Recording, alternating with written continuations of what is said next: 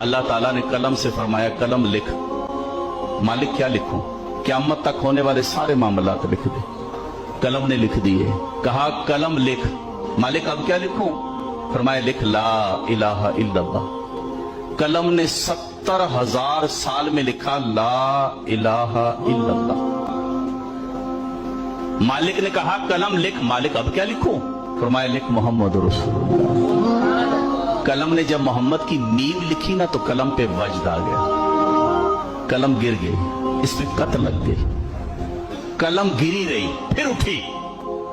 70,000 साल में कलम ने लिखा मोहम्मदुर रसूलुल्लाह। कलम जब लिख चुकी ना तो कहती मालिक तेरी करम नवाजी, तेरी मेहरबानी, तूने मुझे तौफीक दी है, मैंने तेरा जिक्र लिखा है, तेरा कलमा लिखा है।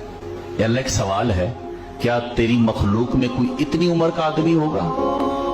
क्योंकि मुझे कलमा लिखने में 1,40,000 साल लगे। अल्लाह मैंने कलमा लिखा है 1,40,000 साल में। सवाल इतना सा है, क्या तेरी मखलूक में कोई इतनी उम्र का होगा जो जिंदगी में एक बार पढ़ ले? अल्लाह ने फरमाया मेरे ए कलम मेरे आखिरी नबी होंगे, उनका उम्मती एक एक दिन में 70,000 मरतबा पढ़ेगा।